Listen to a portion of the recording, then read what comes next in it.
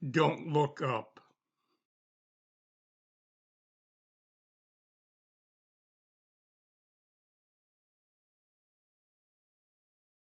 Climate change denial.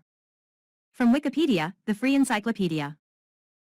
Though some climate change deniers have stated that scientists disagree about whether the Earth is warming, global warming datasets from multiple sources have pairwise correlations exceeding 98%. Academic studies of scientific agreement on human-caused global warming among climate experts reflect that the level of consensus correlates with expertise in climate science. 1, 2, 3, 4. Climate change denial, or global warming denial, is denial, dismissal, or unwarranted doubt that contradicts the scientific consensus on climate change, including the extent to which it is caused by humans, its effects on nature and human society, or the potential of adaptation to global warming by human actions. 5, 6, 7. Many who deny, dismiss, or hold unwarranted doubt about the scientific consensus on anthropogenic global warming self-label as climate change skeptics, 8, 6, which several scientists have noted is an inaccurate description. 9, 10, 11. Climate change denial can also be implicit when individuals or social groups accept the science but fail to come to terms with it or to translate their acceptance into action. 12. Several social science studies have analyzed these positions as forms of denialism. 13, 14. Pseudoscience. 15. Or propaganda. 16. The campaign to undermine public trust in climate science has been described as a denial machine organized by industrial, political, and ideological interests, and supported by conservative media and skeptical bloggers to manufacture uncertainty about global warming. 17, 18, 19. The politics of global warming have been affected by climate change denial and the political global warming controversy, undermining the efforts to act on climate change or adapting to the warming climate. 20, 16, 21. Those promoting denial commonly use rhetorical tactics to give the appearance of a scientific controversy where there is none. 22, 23, 24. Organized campaigning to undermine public trust in climate science is associated with conservative economic policies and backed by industrial interests opposed to the regulation of CO2 emissions. 25. Climate change denial has been associated with the fossil fuels lobby, the Koch brothers, industry advocates, and conservative think tanks, often in the United States. 16, 26, 27, 28. More than 90% of papers skeptical on climate change originate from right-wing think tanks. 29. As recently as the 1970s, oil companies were publishing research which broadly concurred with the scientific community's view on global warming. Despite this, oil companies organized a climate change denial campaign to disseminate public disinformation for several decades, a strategy that has been compared to the organized denial of the hazards of tobacco smoking by the tobacco industry, and often even carried out by the same individuals who previously spread the tobacco industry's denialist propaganda. 30, 31, 32. Contents. 1. Terminology. 2. History. 3. Denial networks. 3.1 United States. 3.2 International. 3.3 Publishers, websites. 4. Arguments and positions on global warming.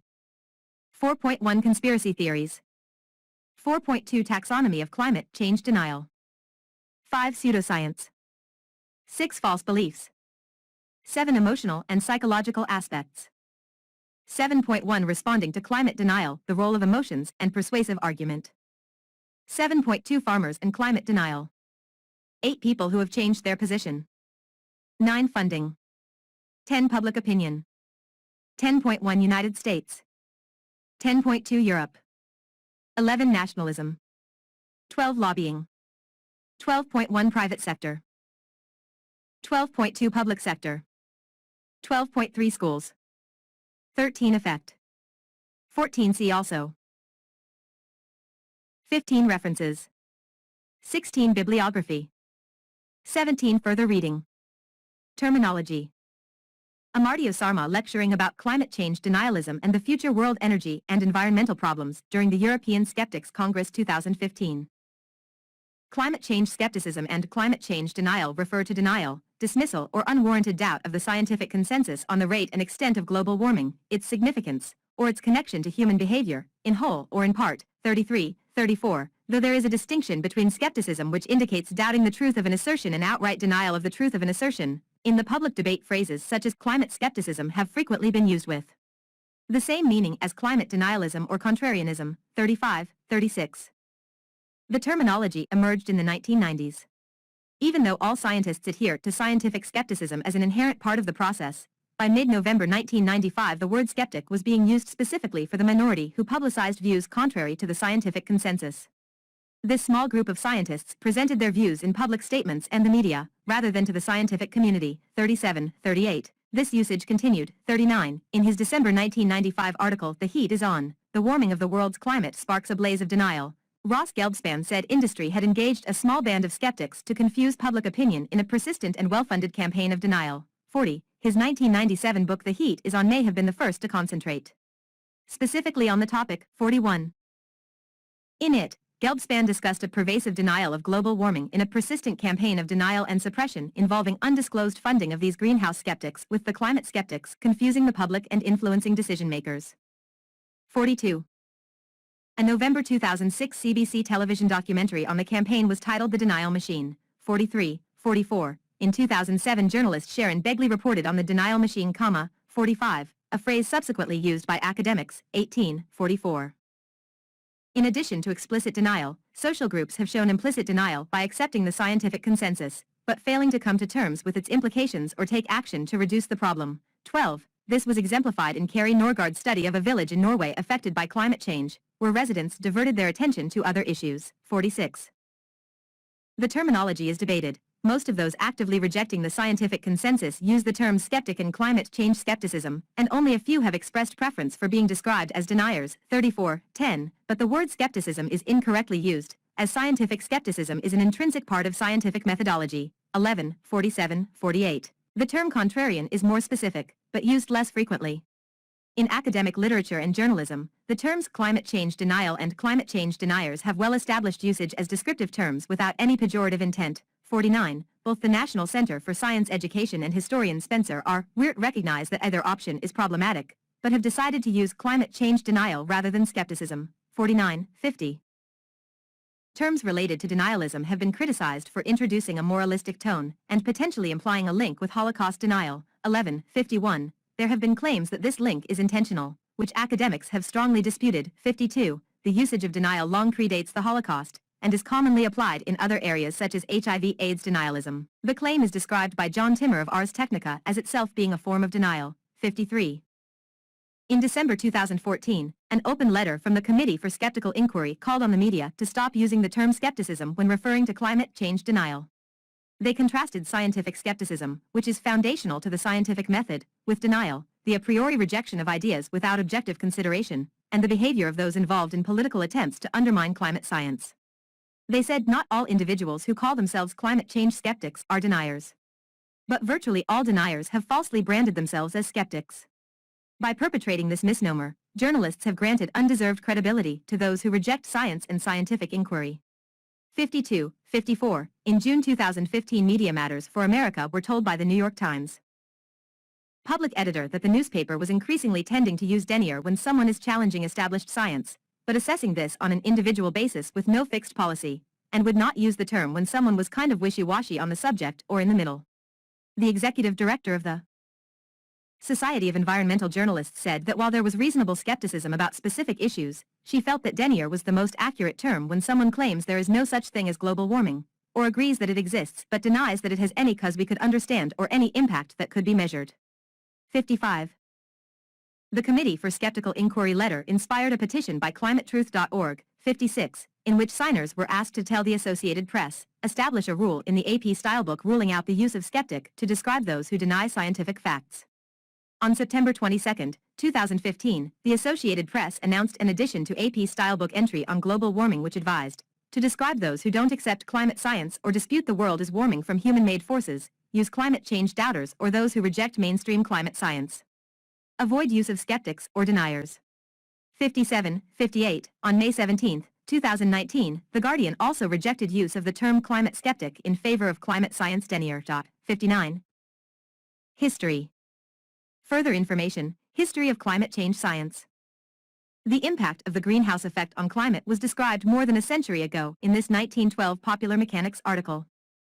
Research on the effect of CO2 on the climate began in 1824, when Joseph Fourier inferred the existence of the atmospheric greenhouse effect. In 1860, John Tyndall quantified the effects of greenhouse gases on absorption of infrared radiation. Svante Arrhenius in 1896 showed that coal burning could cause global warming, and in 1938 Guy Stewart Callender found it already happening to some extent. 60, 61. Research advanced rapidly after 1940, From 1957, Roger Revelle alerted the public to risks that fossil fuel burning was a grandiose scientific experiment on climate. 62-63. NASA and NOAA took on research. The 1979 Charney Report concluded that substantial warming was already on the way, and a wait-and-see policy may mean waiting until it is too late. 64-65. In 1959, a scientist working for Shell suggested in a New Scientist article that carbon cycles are too vast to upset nature's balance. 66. By 1966, however, a coal industry research organization, Bituminous Coal Research Incorporated, published its finding that if then prevailing trends of coal consumption continue, the temperature of the Earth's atmosphere will increase and that vast changes in the climates of the Earth will result. Such changes in temperature will cause melting of the polar ice caps, which, in turn, would result in the inundation of many coastal cities, including New York and London. 67. In a discussion following this paper in the same publication, a combustion engineer for Peabody Coal, now Peabody Energy, the world's largest coal supplier, added that the coal industry was merely buying time before additional government air pollution regulations would be promulgated to clean the air. Nevertheless, the coal industry for decades thereafter publicly advocated the position that increased carbon dioxide in the atmosphere is beneficial for the planet. 67. In response to increasing public awareness of the greenhouse effect in the 1970s, conservative reaction built up, denying environmental concerns which could lead to government regulation. With the 1981 presidency of Ronald Reagan, global warming became a political issue, with immediate plans to cut spending on environmental research, particularly climate-related, and stop funding for CO2 monitoring. Reagan appointed as Secretary of Energy James B. Edwards, who said that there was no real global warming problem. Congressman Al Gore had studied under Revelle and was aware of the developing science. He joined others in arranging congressional hearings from 1981 onwards, with testimony by scientists including Revelle, Stephen Schneider, and Wallace Smith Broker. The hearings gained enough public attention to reduce the cuts in atmospheric research. 68. A polarized party political debate developed. In 1982, Sherwood B. Idso published his book Carbon Dioxide, Friend or Foe?, which said increases in CO2 would not warm the planet, but would fertilize crops and were something to be encouraged and not suppressed, while complaining that his theories had been rejected by the scientific establishment.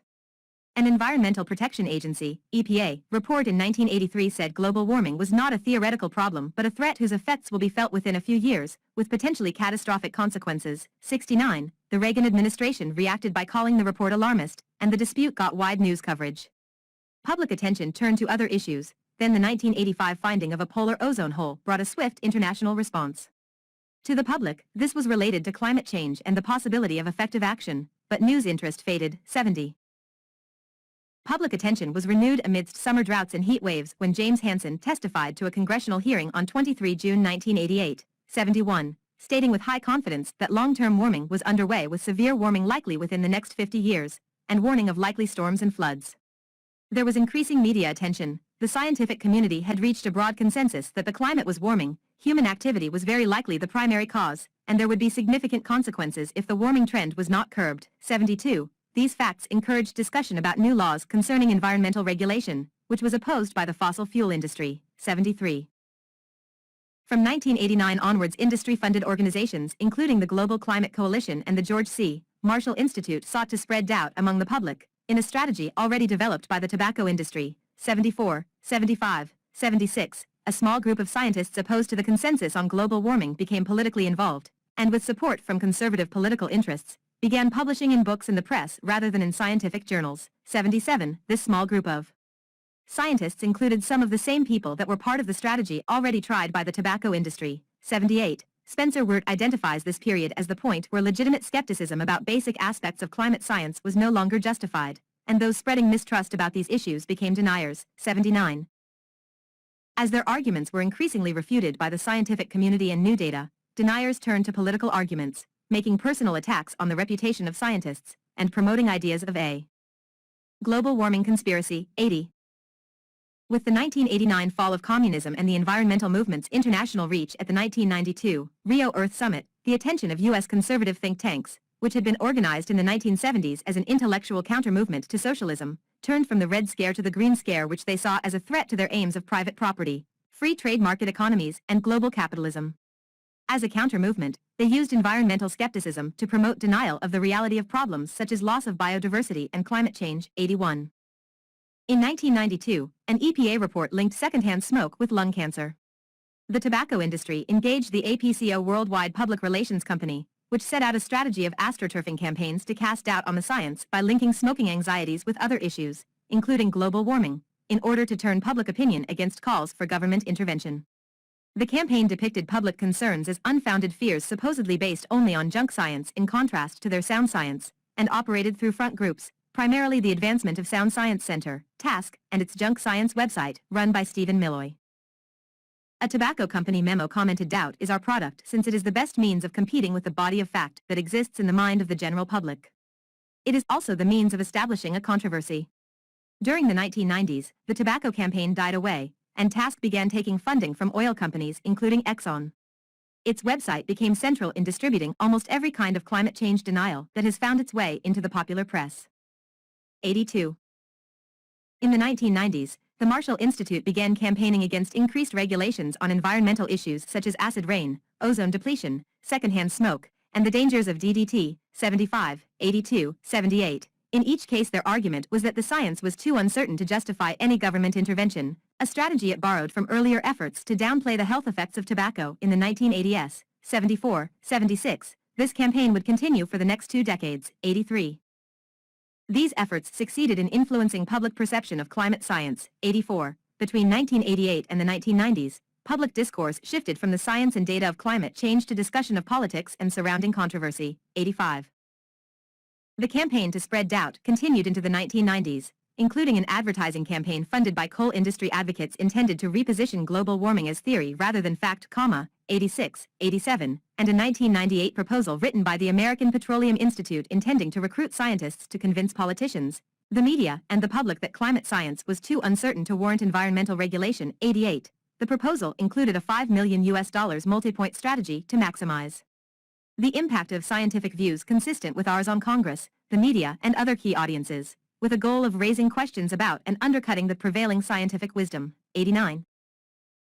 In 1998, Gelbspan noted that his fellow journalists accepted that global warming was occurring, but said they were in stage 2 denial of the climate crisis, unable to accept the feasibility of answers to the problem. 90. A subsequent book by Milburn and Conrad on the politics of denial described economic and psychological forces producing denial of the consensus on global warming issues. 91.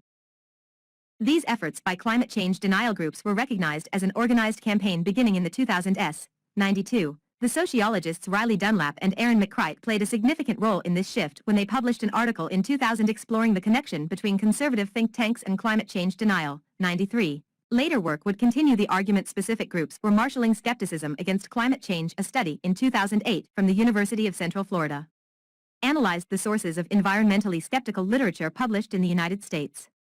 The analysis demonstrated that 92% of the literature was partly or wholly affiliated with the self-proclaimed conservative think tanks. 94. A later piece of research from 2015 identified 4,556 individuals with overlapping network ties to 164 organizations which are responsible for the most efforts to downplay the threat of climate change in the U.S. 95. 96. Brazilian President Jair Bolsonaro with Donald Trump's former national security advisor John Bolton in Rio de Janeiro, November 29, 2018. Gelbspan's Boiling Point, published in 2004, detailed the fossil fuel industry's campaign to deny climate change and undermine public confidence in climate science. 97. In Newsweek's August 2007 cover story The Truth About Denial, Sharon Begley reported that the denial machine is running at full throttle, and said that this well-coordinated, well-funded campaign by contrarian scientists, free market think tanks, and industry had created a paralyzing fog of doubt around climate change. 45.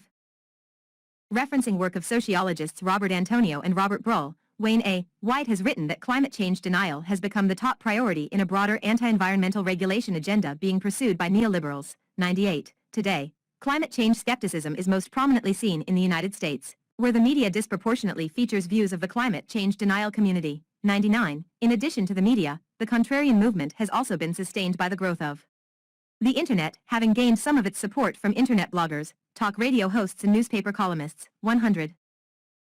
The New York Times and others reported in 2015 that oil companies knew that burning oil and gas could cause climate change and global warming since the 1970s but nonetheless funded deniers for years. 30. 31. Dana Nusatelli wrote in The Guardian that a small fringe group of climate deniers were no longer taken seriously at the 2015 United Nations Climate Change Conference, in an agreement that we need to stop delaying and start getting serious about preventing a climate crisis.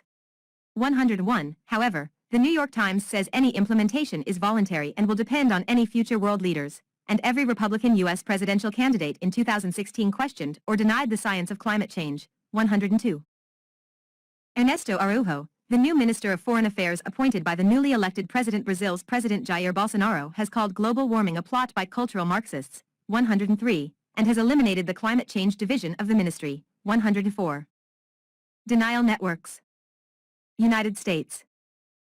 The climate change denial industry is most powerful in the United States. 105, 106. In the 2016 United States election cycle, every Republican presidential candidate questioned or denied climate change and opposed U.S. government steps to address climate change, as has the Republican leader in the U.S. Senate. 107. A Pentagon report has pointed out how climate change denial threatens national security. 108. A study from 2015 identified 4,556 individuals with overlapping network ties to 164 organizations which are responsible for the most efforts to downplay the threat of climate change in the U.S. 109. 110. In 2013, the Center for Media and Democracy reported that the State Policy Network, SPN, an umbrella group of 64 U.S. think tanks, had been lobbying on behalf of major corporations and conservative donors to oppose climate change regulation. 111. International. The Klexit Coalition claims to be a new international organization, which aims to prevent ratification of the costly and dangerous Paris Global Warming Treaty. 112. It has members in 26 countries. 113. According to the Guardian newspaper, Klexit leaders are heavily involved in tobacco and fossil fuel-funded organizations. 114. Publishers, websites. In November 2021, a study by the Center for Countering Digital Hate identified 10 fringe publishers that together were responsible for nearly 70% of Facebook user interactions with content that denied climate change. Facebook said the percentage was overstated and called the study misleading. 115, 116. The Toxic 10 publishers: Breitbart News, The Western Journal, Newsmax, Townhall, Media Research Center, The Washington Times, The Federalist, The Daily Wire, RT, TV Network, and The Patriot Post. Arguments and positions on global warming. The Fourth National Climate Assessment, NCA4, U.S., 2017, includes charts, 117, illustrating how human factors, not various natural factors that have been investigated, are the predominant cause of observed global warming. Some climate change denial groups say that because CO2 is only a trace gas in the atmosphere, roughly 400 ppm, or 0.04%, 4 parts per 10,000, it can only have a minor effect on the climate. Scientists have known for over a century that even this small proportion has a significant warming effect, and doubling the proportion leads to a large temperature increase. 118. The scientific consensus, as summarized by the IPCC Fourth Assessment Report, the U.S. Geological Survey, and other reports, is that human activity is the leading cause of climate change.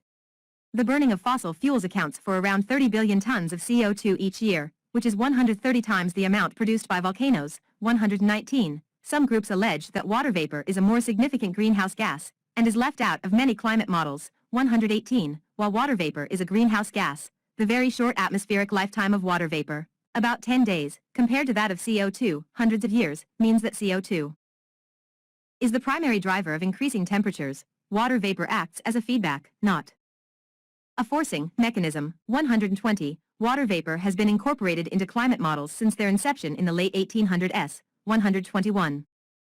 Climate denial groups may also argue that global warming stopped recently, a global warming hiatus, or that global temperatures are actually decreasing, leading to global cooling. These arguments are based on short-term fluctuations and ignore the long-term pattern of warming. 122. These groups often point to natural variability, such as sunspots and cosmic rays, to explain the warming trend. 123. According to these groups, there is natural variability that will abate over time, and human influences have little to do with it. These factors are already taken into account when developing climate models, and the scientific consensus is that they cannot explain the observed warming trend. 124. At a May 2018 meeting of the United States House Committee on Science, Space, and Technology, Alabama's Representative Mo Brooks claimed that sea level rise is caused not by melting glaciers but rather by coastal erosion and silt that flows from rivers into the ocean. 125. Climate change denial literature often features the suggestion that we should wait for better technologies before addressing climate change, when they will be more affordable and effective. 126. Conspiracy theories. Main article, Global Warming Conspiracy Theory.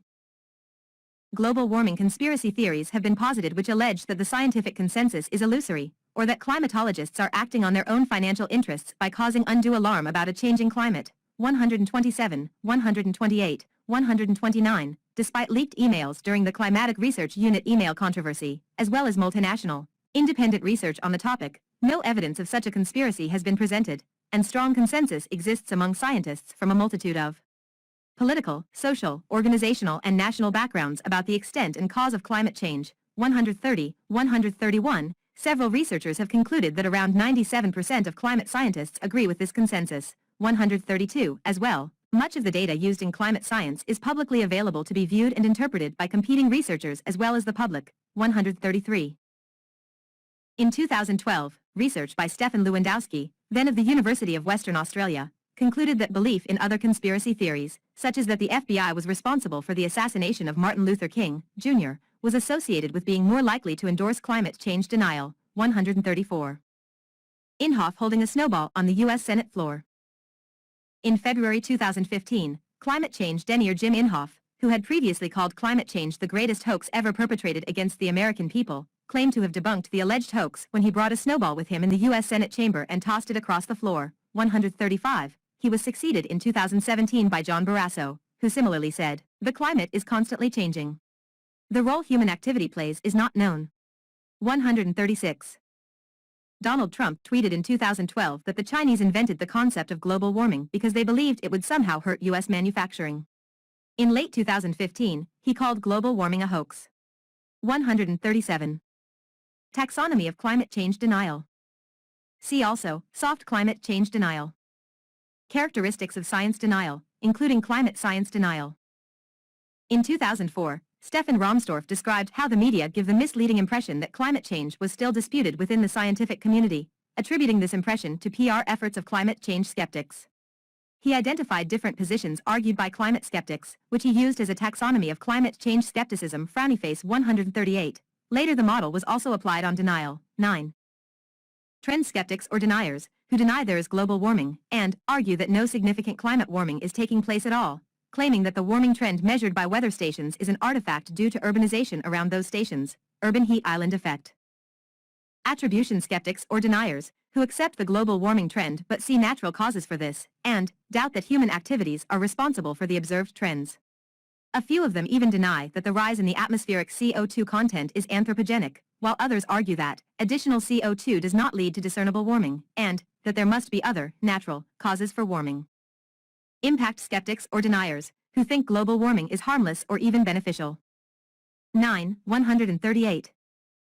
This taxonomy has been used in social science for analysis of publications, and to categorize climate change skepticism and climate change denial. 139, 140. Sometimes, a fourth category called consensus denial is added, which describes people who question the scientific consensus on anthropogenic global warming. 9. The National Center for Science Education describes climate change denial as disputing differing points in the scientific consensus, a sequential range of arguments from denying the occurrence of climate change, accepting that but denying any significant human contribution, accepting these but denying scientific findings on how this would affect nature and human society, to accepting all these but denying that humans can mitigate or reduce the problems. 5. James L. Powell provides a more extended list. 7. As does climatologist Michael E. Mann in 6 Stages of Denial, a latter model whereby deniers have over time conceded acceptance of points, while retreating to a position which still rejects the mainstream consensus. Frownyface 141. CO2 is not actually increasing.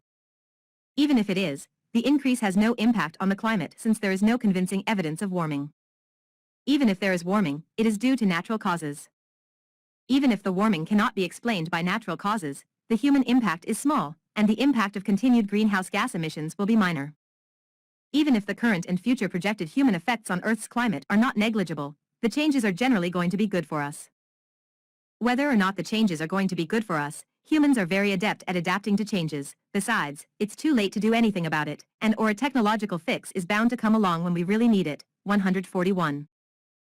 Journalists and newspaper columnists including George Monbiot, 142, 143, 144, and Ellen Goodman, 143, among others, 145, 146, have described climate change denial as a form of denialism. 147. Denialism in this context has been defined by Chris and Mark Hufnagel as the use of rhetorical devices to give the appearance of legitimate debate where there is none, an approach that has the ultimate goal of rejecting a proposition on which a scientific consensus exists. This process characteristically uses one or more of the following tactics: frowny face 23, 148, 149.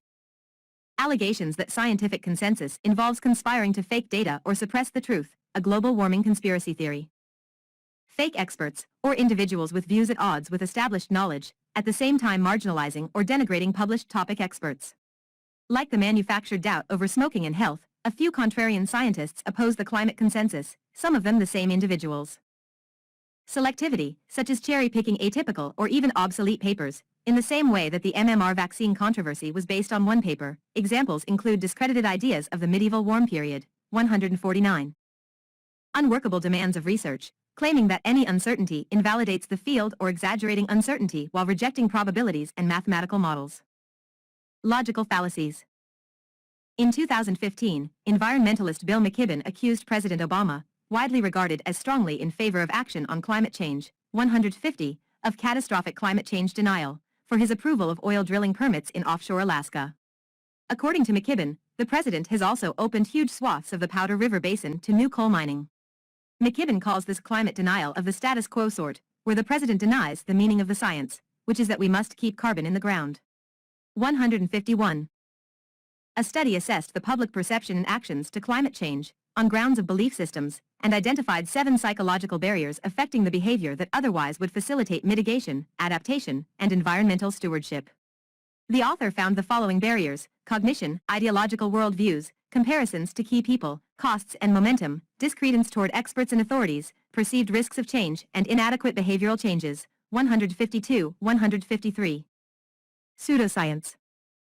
One deceptive approach is cherry-picking data from short time periods to assert that global average temperatures are not rising. Blue trend lines show short-term counter-trends that mask longer-term warming trends that are shown by red trend lines. 154. Such representations have been applied to the so-called global warming hiatus, blue dots, 1998 to 2013. 155. Various groups, including the National Center for Science Education, have described climate change denial as a form of pseudoscience. 156, 157, 158. Climate change skepticism, while in some cases professing to do research on climate change, has focused instead on influencing the opinion of the public, legislators and the media, in contrast to legitimate science. 159. In a review of the book The Pseudoscience Wars, Immanuel Velikovsky and the Birth of the Modern Fringe by Michael D. Gordon, David Morrison wrote. In his final chapter, Gordon turns to the new phase of pseudoscience, practiced by a few rogue scientists themselves. Climate change denialism is the prime example, where a handful of scientists, allied with an effective PR machine, are publicly challenging the scientific consensus that global warming is real and is due primarily to human consumption of fossil fuels. Scientists have watched in disbelief that as the evidence for global warming has become ever more solid, the deniers have been increasingly successful in the public and political arena. Today pseudoscience is still with us, and is as dangerous a challenge to science as it ever was in the past. 160. False beliefs. Explaining the techniques of science denial and misinformation, by presenting examples of people using cherry-picking or fake experts or false balance to mislead the public, has been shown to inoculate people somewhat against misinformation. 161, 162, 163.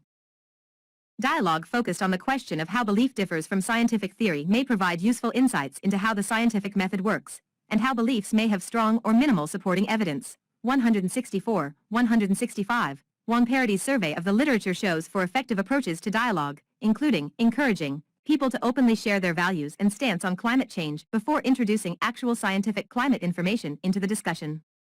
166. Emotional and psychological aspects. Main article, Psychology of Climate Change Denial. Florida State Senator Tom Lee has described the emotional impact and reactions of individuals to climate change. Lee says if these predictions do bear out, that it's just economically daunting. I mean, you have to be the Grim Reaper of reality in a world that isn't real fond of the Grim Reaper. That's why I use the term emotionally shut down, because I think you lose people at hello a lot of times in the Republican conversation over this. 167. Emotional reactions to climate change may include guilt, fear, anger, and apathy. Psychology Today, in an article titled The Existential Dread of Climate Change, has suggested that despair about our changing climate may get in the way of fixing it.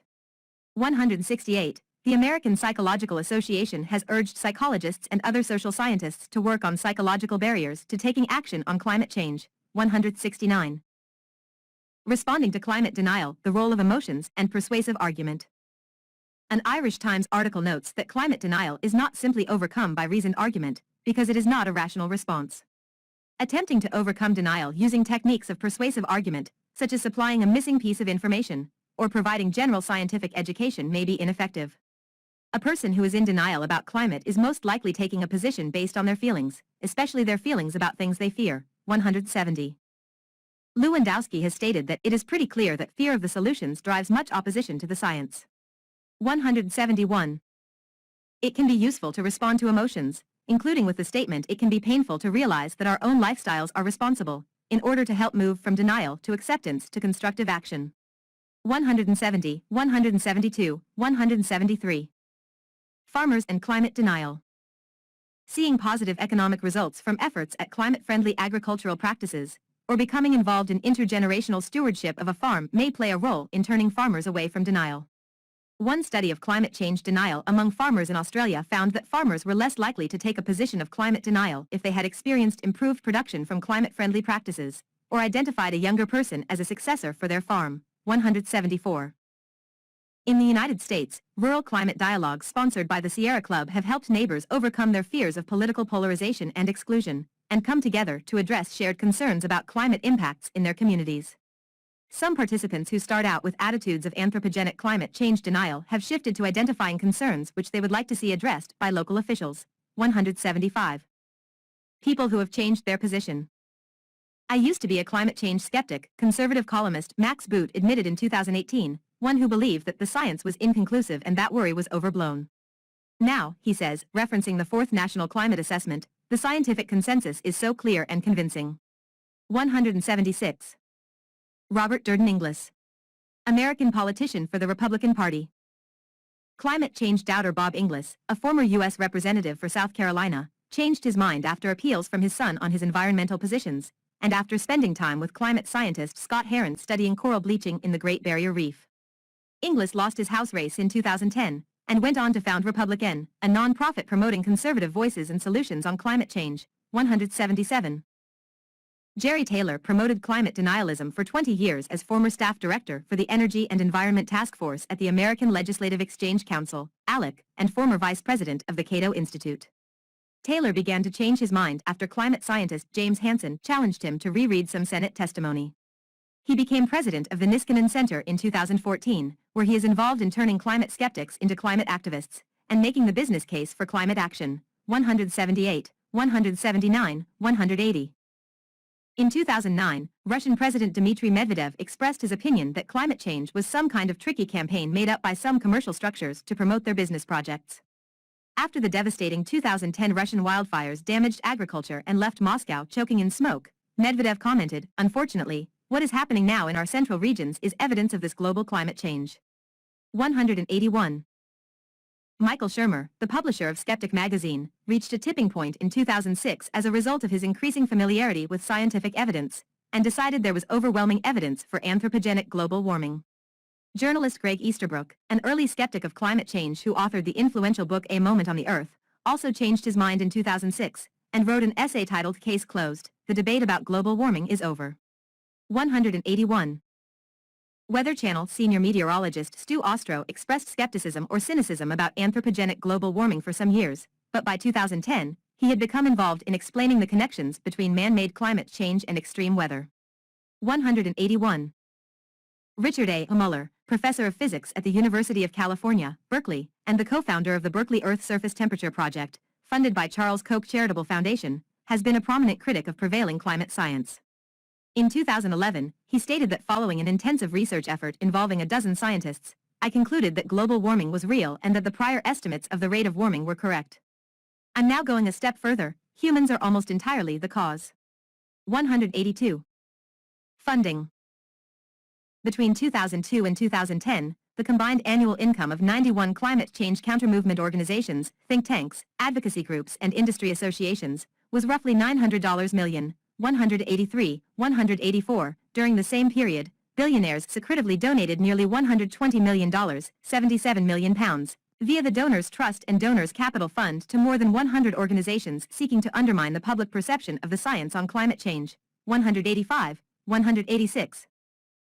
As of the end of 2019, in the current U.S. election cycle, 97% of the coal industry's political contributions and 88% of the oil and gas industry's contributions had gone to Republicans, 187, 188, leading Paul Krugman to call the Republicans the world's only major climate denialist party. 189. Public opinion. Main article, Public Opinion on Climate Change. Results of a Yale Climate Connection reported survey in 31 countries of public opinion, specifically among Facebook users, on the causes of climate change, 190. Results of a survey overseen by the United Nations Development Programme on belief in whether climate change presents a climate emergency, 191. Public opinion on climate change is significantly affected by media coverage of climate change, and the effects of climate change denial campaigns. Campaigns to undermine public confidence in climate science have decreased public belief in climate change, which in turn have affected legislative efforts to curb CO2 emissions, 192. Another reason why the public is skeptical about climate change is their lack of knowledge, 8. United States. Further information, Climate Change Policy of the United States. In a 2006 ABC News/Times/Stanford poll, 56% of Americans correctly answered that average global temperatures had risen over the previous 3 years. However, in the same poll, 2/3 said they believed that scientists had a lot of disagreement about whether or not global warming is happening. 193.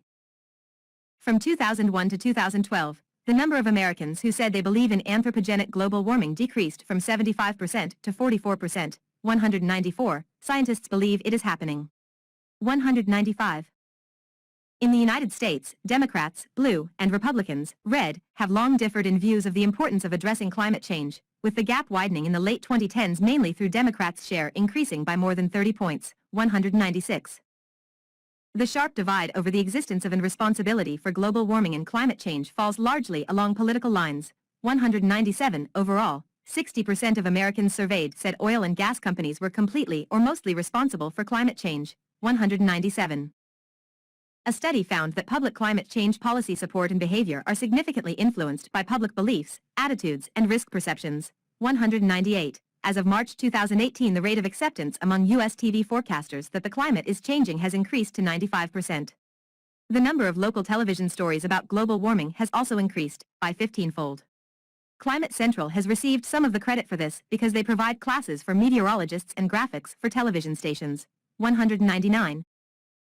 The popular media in the U.S. gives greater attention to climate change skeptics than the scientific community as a whole, and the level of agreement within the scientific community has not been accurately communicated, 200, 201, 202. In some cases, news outlets have allowed climate change skeptics to explain the science of climate change instead of experts in climatology.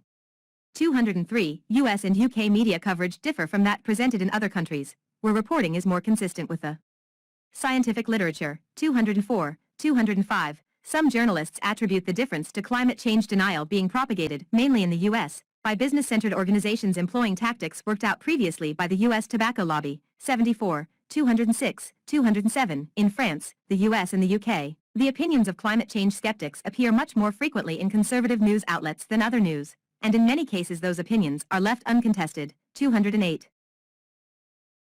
The efforts of Al Gore and other environmental campaigns have focused on the effects of global warming and have managed to increase awareness and concern, but despite these efforts, the number of Americans believing humans are the cause of global warming was holding steady at 61% in 2007, and those believing the popular media was understating the issue remained about 35%. 209. A recent poll from 2015 suggests that while Americans are growing more aware of the dangers and implications of climate change for future generations, the majority are not worried about it, 210. From a survey conducted in 2004, it was found that more than 30% of news presented in the previous decade showed equal attention to both human and non-human contributions to global warming, 211. In 2018, the National Science Teachers Association urged teachers to emphasize to students that no scientific controversy exists regarding the basic facts of climate change. 212. Europe. At least 72% of Chinese, American and European respondents to a 2020 to 2021 European Investment Bank climate survey stated that climate change had an impact on everyday life. Climate change denial has been promoted by several far-right European parties, including Spain's Vox, Finland's far-right Finns Party, Austria's far-right Freedom Party, and Germany's anti-immigration alternative for Deutschland, AfD. 213. Nationalism.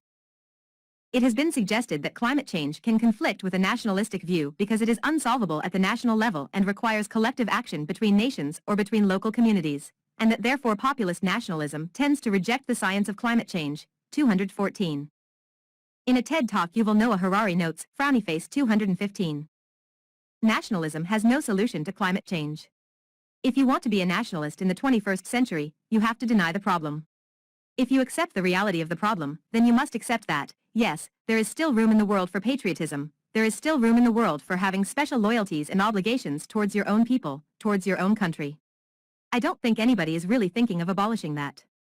But in order to confront climate change, we need additional loyalties and commitments to a level beyond the nation. In 2019, U.S. Undersecretary of Energy Mark W. Menezes said that the Freeport LNG project's exports would be spreading freedom gas throughout the world, while Assistant Secretary for Fossil Energy Stephen Winberg echoed the call to internationally export molecules of U.S. freedom. 216. On the other hand, it has been argued that effective climate action is polycentric rather than international, and national interest in multilateral groups can be furthered by overcoming climate change denial. 217. Climate change contrarians may believe in a caricature of internationalist state intervention that is perceived as threatening national sovereignty, and may reattribute risks such as flooding to international institutions. 218. UK Independence Party policy on climate change has been influenced by noted contrarian Christopher Monckton and then by its energy spokesman Roger Helmer MEP, who stated in a speech it is not clear that the rise in atmospheric CO2 is anthropogenic. 219. Jerry Taylor of the Niskanen Center posits that climate change denial is an important component of Trumpian historical consciousness, and plays a significant role in the architecture of Trumpism as a developing philosophical system. 220. Though climate change denial was apparently waning circa 2021, some right-wing nationalist organizations have adopted a theory of environmental populism advocating that natural resources should be preserved for a nation's existing residents, to the exclusion of immigrants. 221. Other such right-wing organizations have contrived new green wings that falsely assert it is refugees from poor nations who are the cause of environmental pollution and climate change, and should therefore be excluded. 221. Lobbying. The examples and perspective in this article may not represent a worldwide view of the subject. You may improve this article, discuss the issue on the talk page, or create a new article as appropriate. August 2019, learn how and when to remove this template message. Efforts to lobby against environmental regulation have included campaigns to manufacture doubt about the science behind climate change, and to obscure the scientific consensus and data. 222. These efforts have undermined public confidence in climate science, and impacted climate change lobbying. 16. 192. The political advocacy organizations FreedomWorks and Americans for Prosperity, funded by brothers David and Charles Koch of Koch Industries, were important in supporting the Tea Party movement and in encouraging the movement to focus on climate change. 223. Other conservative organizations such as the Heritage Foundation, Marshall Institute, Cato Institute and the American Enterprise Institute were significant participants in these lobbying attempts, seeking to halt or eliminate environmental regulations. 224. 225. This approach to downplay the significance of climate change was copied from tobacco lobbyists, in the face of scientific evidence linking tobacco to lung cancer, to prevent or delay the introduction of regulation. Lobbyists attempted to discredit the scientific research by creating doubt and manipulating debate. They worked to discredit the scientists involved, to dispute their findings, and to create and maintain an apparent controversy by promoting claims that contradicted scientific research. Doubt is our product, boasted a now infamous 1969 industry memo. Doubt would shield the tobacco industry from litigation and regulation for decades to come. 226. In 2006, George Monbiot wrote in The Guardian about similarities between the methods of groups funded by Exxon and those of the tobacco giant Philip Morris, including direct attacks on peer-reviewed science and attempts to create public controversy and doubt. 142. Former National Academy of Sciences President Frederick Seitz, who, according to an article by Mark Hertzgaard in Vanity Fair, earned about $585,000 in the 1970s and 1980s as a consultant to R.J. Reynolds Tobacco Company. 227, went on to chair groups such as the Science and Environmental Policy Project and the George C. Marshall Institute, alleged to have made efforts to downplay global warming. Seitz stated in the 1980s that global warming is far more a matter of politics than of climate. Seitz authored the Oregon Petition, a document published jointly by the Marshall Institute and Oregon Institute of Science and Medicine in opposition to the Kyoto Protocol. The petition and accompanying research review of global warming evidence claimed frowny face 142. The proposed limits on greenhouse gases would harm the environment, hinder the advance of science and technology, and damage the health and welfare of mankind. There is no convincing scientific evidence that human release of carbon dioxide, methane, or other greenhouse gases is causing or will, in the foreseeable future, cause catastrophic heating of the Earth's atmosphere and disruption of the Earth's climate. We are living in an increasingly lush environment of plants and animals as a result of the carbon dioxide increase. Our children will enjoy an Earth with far more plant and animal life than that with which we now are blessed. This is a wonderful and unexpected gift from the Industrial Revolution. George Monbiot wrote in The Guardian that this petition, which he criticizes as misleading and tied to industry funding, has been cited by almost every journalist who claims that climate change is a myth. Efforts by climate change denial groups played a significant role in the eventual rejection of the Kyoto Protocol in the U.S., 228. Monbiot has written about another group founded by the tobacco lobby, the Advancement of Sound Science Coalition, TASC, that now campaigns against measures to combat global warming. In again trying to manufacture the appearance of a grassroots movement against unfounded fear and overregulation, Monbiot states that TASC has done more damage to the campaign to halt climate change than any other body. 142. Drexel University environmental sociologist Robert Brull analyzed the funding of 91 organizations opposed to restrictions on carbon emissions, which he termed the climate change countermovement. Between 2003 and 2013, the donor-advised funds Donors Trust and Donors Capital Fund, combined, were the largest funders, accounting for about 1/4 of the total funds, and the American Enterprise Institute was the largest recipient, 16% of the total funds.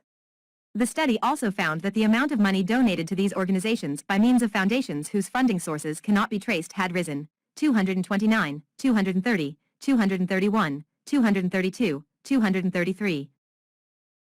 The work of economic consultancy Charles River Associates forecasting the impact on employment of the 2003 Climate Stewardship Act was criticized by the Natural Resources Defense Council in 2005 for using unrealistic economic assumptions and producing directionally incorrect estimates. 234, non-primary source needed. A 2021 study concluded their work from the 1990s to the 2010s overestimated predicted costs and ignored potential policy benefits, and was often presented by politicians and lobbyists as independent rather than sponsored by the fossil fuel industry. Other papers published during that time by economists at MIT and Wharton Econometric Forecasting Associates, also with funding from the fossil fuel industry, produced similar conclusions. 235. Private sector. See also, business action on climate change and ExxonMobil climate change controversy. Several large corporations within the fossil fuel industry provide significant funding for attempts to mislead the public about the trustworthiness of climate science. 236, ExxonMobil and the Koch family foundations have been identified as especially influential funders of climate change contrarianism. 237, the bankruptcy of the coal company Cloud Peak Energy revealed it funded the Institute for Energy Research, a climate denial think tank, as well as several other policy influencers. 238, 239. After the IPCC released its February 2007 report, the American Enterprise Institute offered British, American and other scientists $10,000 plus travel expenses to publish articles critical of the assessment. The institute had received more than $1.6 million from Exxon, and its vice chairman of trustees was former head of Exxon Lee Raymond. Raymond sent letters that alleged the IPCC report was not supported by the analytical work. More than 20 AEI employees worked as consultants to the George W. Bush administration. 240. Despite her initial conviction that climate change denial would abate with time, Senator Barbara Boxer said that when she learned of the AEI's offer, she realized there was a movement behind this that just wasn't giving up. 241. The Royal Society conducted a survey that found ExxonMobil had given $2.9 million to American groups that misinformed the public about climate change, 39 of which misrepresented the science of climate change by outright denial of the evidence. 242, 243. In 2006, the Royal Society issued a demand that ExxonMobil withdraw funding for climate change denial.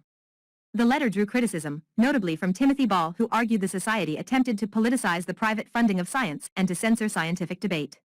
244. ExxonMobil denied that it has been trying to mislead the public about global warming. A spokesman, Gant Walton, said that ExxonMobil's funding of research does not mean that it acts to influence the research, and that ExxonMobil supports taking action to curb the output of greenhouse gases. 245. Research conducted at an Exxon archival collection at the University of Texas and interviews with former employees by journalists indicate the scientific opinion within the company and their public posture towards climate change was contradictory. 246. Between 1989 and 2002, the Global Climate Coalition, a group of mainly United States businesses, used aggressive lobbying and public relations tactics to oppose action to reduce greenhouse gas emissions and fight the Kyoto Protocol. The coalition was financed by large corporations and trade groups from the oil, coal, and auto industries. The New York Times reported that even as the coalition worked to sway opinion towards skepticism, its own scientific and technical experts were advising that the science backing the role of greenhouse gases in global warming could not be refuted. 247. In 2000, Ford Motor Company was the first company to leave the coalition as a result of pressure from environmentalists. 248, followed by Daimler Chrysler, Texaco, the Southern Company, and General Motors subsequently left to GCC. 249, the organization closed in 2002.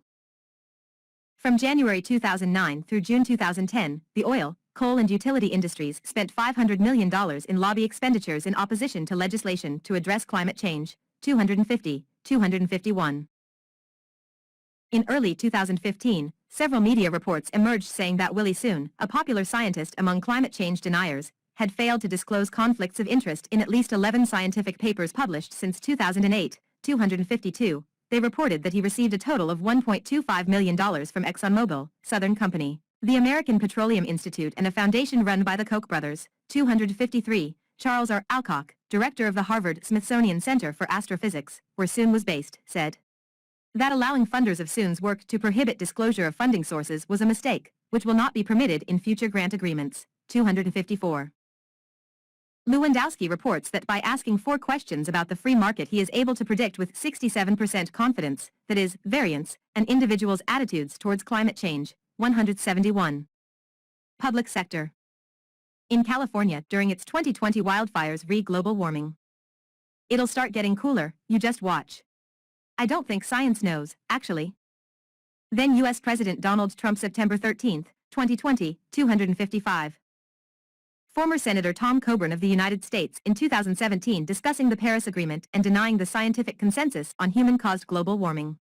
Coburn claimed that sea level rise had been no more than 5 millimeters in 25 years, and asserted there was now global cooling. In 2013 he said, "I am a global warming denier.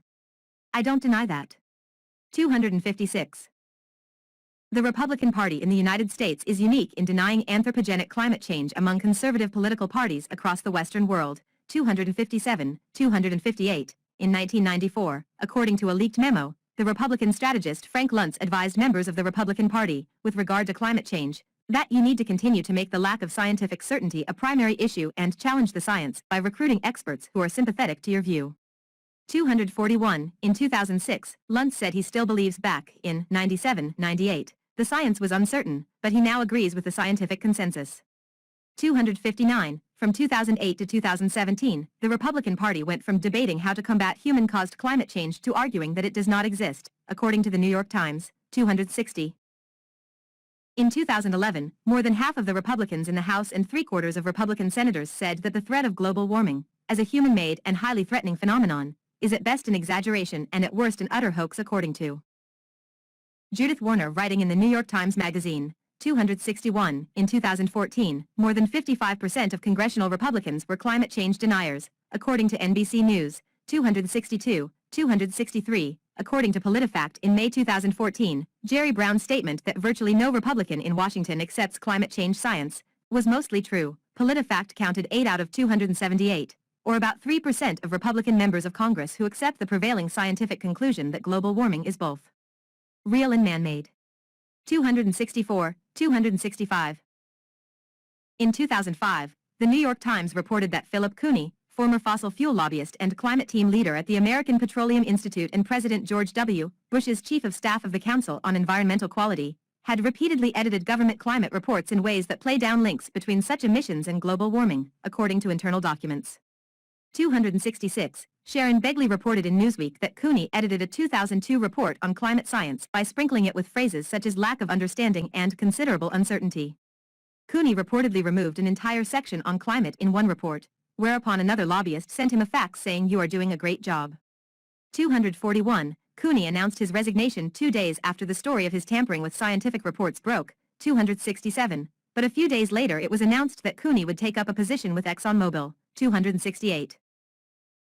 United States Secretary of Energy Rick Perry, in a June 2017 interview with CNBC, acknowledged the existence of climate change and impact from humans, but said that he did not agree with the idea that carbon dioxide was the primary driver of global warming, pointing instead to the ocean waters and this environment that we live in. 269. The American Meteorological Society responded in a letter to Perry saying that it is critically important that you understand that emissions of carbon dioxide and other greenhouse gases are the primary cause, pointing to conclusions of scientists worldwide. 270.